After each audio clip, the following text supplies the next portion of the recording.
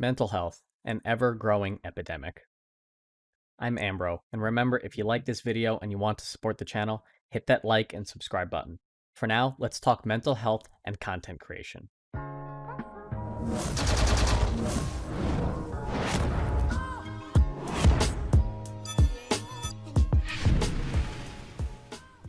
As many of you know, I've taken a leave from YouTube and streaming as I go through some personal issues, but it's actually a big driver for the topic of today's video, and that is mental health. Mental health in general is a very sensitive subject. In today's society, there's still a deep-rooted notion that asking for help is a sign of weakness. This is something that is very present in our parents' generation. It's not as prominent as it once was thanks to modern awareness campaigns, but it's still a thing. Our parents and grandparents grew up in an era where there was a man of the house or a provider, and if they failed to provide for the family, they were viewed as weak or less of a person. This mindset has led to generations and generations of people feeling like they need to cram their feelings down, myself included. There's much more to every streamer behind their on-screen personality or their persona. You may not have a persona such as Dr. Disrespect, but you know that there's some kind of feeling that you get when you're on camera. For all I know, you might be exactly the same on camera as you are off camera, and I hope that you are.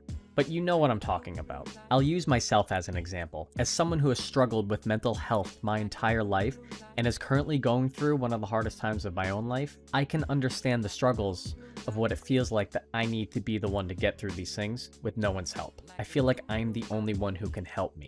I always felt that I had to handle everything on my own. I felt that I had to be responsible for my own success and my own failures. Asking for help from someone almost feels like a self-admittance that you're not good enough to succeed in whatever you're trying to succeed in. This is such a silly thing because then why would people have teachers? Why would people have mentors? It makes no sense, but this is just how my mind works, and I'm sure it's how a lot of your minds work. As I've grown older, it's only become more and more apparent that asking for help is necessary, and it is certainly should not be frowned upon. I think that there's a statistic that says if you work on something for 10,000 hours, you become an expert on it.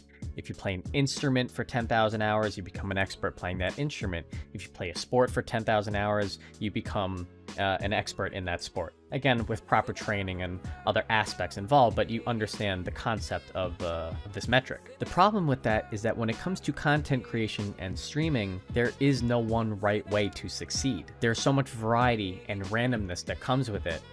Every video that you make is different. Every stream is different. Every interaction with someone in your chat could be different, or every comment. It's all too dynamic, and there's just no certainty with it. Yes, there are some best practices that you can follow, but there's just no one right way to get to 1 million followers as a streamer or a YouTuber. I know that one of the most common feelings for me as a streamer is the pressure of never knowing of what I'm doing is the right thing to do. There's always a constant worry that I'm doing the wrong thing or I could be doing something better. I'm always asking myself, am I doing this right? Did I make the right topic for this video? Did I put the right title in? Did I do the right tags for it? Am I even targeting the correct audience? And again, this just is made so much harder by the fact that there's no one right path to grow as a content creator. Doctors go to school, they get a degree, they specialize in something, and then they will eventually become a doctor in their field. If a musician takes enough lessons, they learn enough techniques, or an athlete takes enough lessons, competes the right way, and gets help from professionals, trainers, psychologists, they will succeed in one manner or another. But for content creation, that just doesn't really exist. If you Google how to grow as a content creator, you really won't find anything, because every streamer and every YouTuber has grown in a different way through different methods. There are so many different audiences that they reach individually. There's so many different topics and niches that they need to adhere to in order for them to grow and reach their audience, that there's just no one right thing for any one of us to do as a growing content creator. What I'm trying to say is that there's no direct path to automatically guarantee that you will continue to grow. And the reason I bring this up as a streamer is the stress that befalls fellow small-time streamers like myself, and I'm sure even big streamers. There is no guarantee that when you press that go live button, that people will show up. The big streamers, sure, they're pretty much guaranteed to get some, But us small timers, there is never a guarantee that someone's going to show up. The anxiety that I get when I press that go live button is beyond anything that I can accurately put into words. There's something so unsettling thinking about all the hard work and passion and dedication that goes into content creation, and thinking, what if today is the day? What if today is the day that no one shows up? Mental health is a huge epidemic in today's society, and that has only gotten worse with COVID-19. But I think it's safe to say that in recent years, mental health awareness has gotten a huge boost in its popularity. There are so many advocates for mental health now, and it's great. People struggling with mental health is also more common than you may think it is. According to the National Alliance on Mental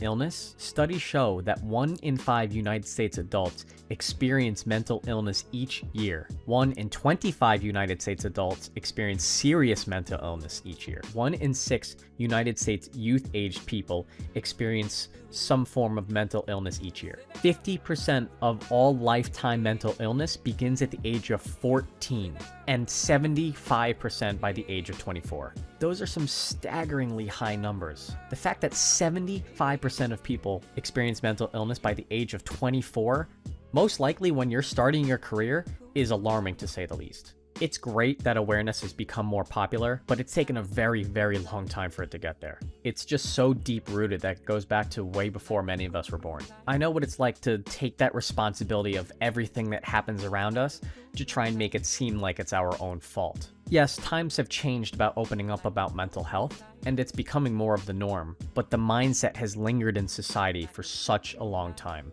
I have felt this societal pressure to just try and brush everything off and make it seem like everything's okay. This is a huge reason why I don't tell people about my struggles, because I should be fine. My life is great, it should be fine. But there are times where it really hasn't been fine and I should have asked for help. I've probably done permanent damage to my psyche, but I keep pushing it down because society dictates that I should. Obviously, when you take a step back and think about that, it's almost silly. I do still have struggles today, but I've learned to cope with it in healthy ways. And let me make something very clear. It is okay to acknowledge your struggles, and it is encouraged that you find help. Please go speak to someone, whether it's a professional or just a trusted friend.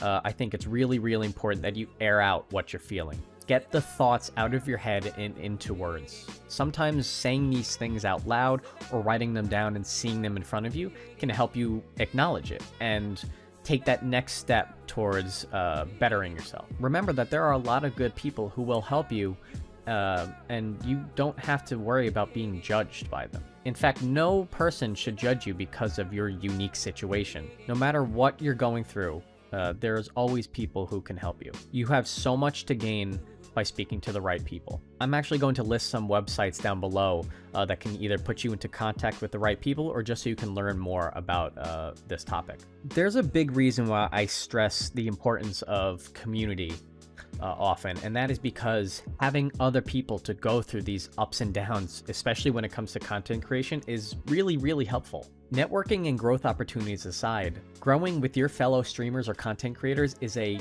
really unique journey filled with lots of ups and downs. Everyone has their good days or their good weeks, and when you do, you just feel like you're on top of the world and nothing can bring you down.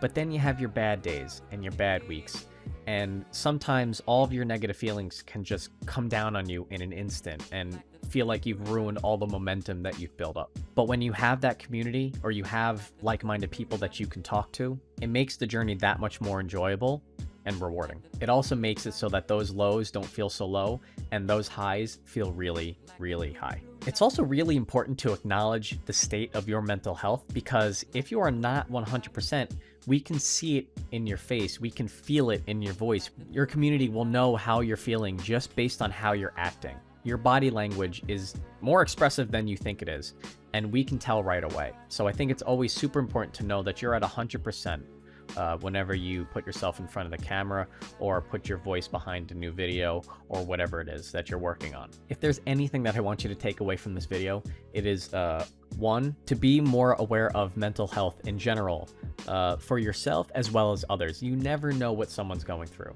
And two, asking for help is not a sign of weakness, it's a sign of maturity. As for coping with stress and the mental illness things, there's a few things that I can share that work for me, but they might not necessarily work for you.